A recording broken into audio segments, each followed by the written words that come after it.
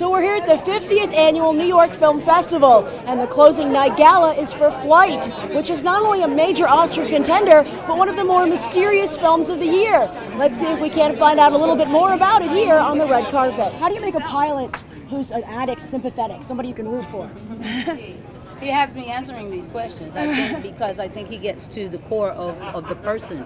Because I believe, and I think we both agree, that to be an addict, there's something going on. So it's not, I don't think, by will that they want to do this, but there's a seed. And I think that in this particular portrayal of this man, that he played the seed of what is the problem. And I think from that, we, the audience, are very sympathetic.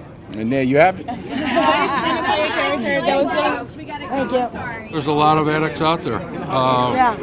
And it's just one story, but they're all human beings, and it's easier. I think it's easier to treat alcoholism than locking people away. Obviously, it's a story of redemption. It's a story of hope. So you have to start the character off in a very broken place.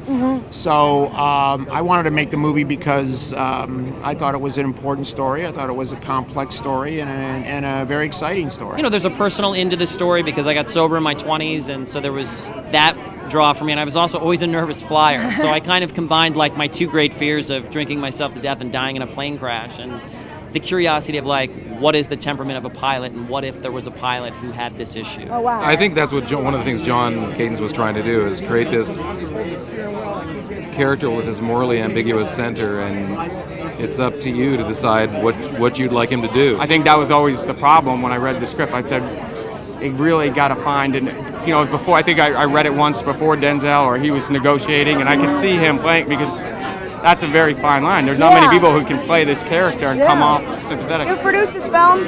I heard it took a long time to get to a takeoff. Yeah, it did. Well, for John Gatins, it took an extraordinarily long time. He was writing it for a long time, but finally, when he even finished it, to go out and to get a studio to commit to a movie that's this serious. A hard drama these days is very difficult. And so it was a long road just to get, and then they wanted to do it for a modest price. And it was a big movie. There's a plane crash in the front of this. Yeah, it was gigantic, and we've made big movies, and this was big. And so the combination of all those elements made it very risky and difficult, but it all kind of came together. A movie about an airplane crash and a heavy movie can be tough for some audiences to want to see. Especially if they're watching it on an airplane. Yeah, exactly, right? Why do you think it's important they see Flight? What do you think is the message of the film? I just think it's a great story. Well, first of all, I think audiences identify with flying because we all do it. Yeah.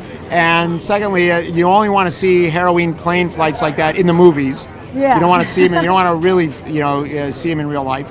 And you just do it. You try to make the scene as exciting as you can. That's what filmmakers are supposed to do. The goal of the plane crash was to make it as terrifying as possible. I mean, this guy, was not only undertaking like a serious plane crash, but he was intoxicated at the time, and the audience knows it. How was it shooting that scene? Was it CGI? Was it done? No CGI. We're on a set, on a jib. We had a cockpit on a jib, and we were, turbulence, and it was really fun to react. I mean, it's like a dream. You don't want to be there like looking at a tennis ball, being like, okay, like all of a sudden you're just like, there's your lines, your moment, and you just go and let it go. That's and great. Things go. It went upside down, so we're just strapped in, and you go upside down. What do you say to that mainstream moviegoer out there who looks up at the marquee during the busy holiday season and goes, "Oh, a plane crash. That might be a downer. I don't know if I want to." It's just the beginning. The plane crash is just the beginning. That's the lid on a box that's way more complicated and way more interesting. There's a lot of different themes in the movie. There's questions about like, what's the value of the truth? I think ultimately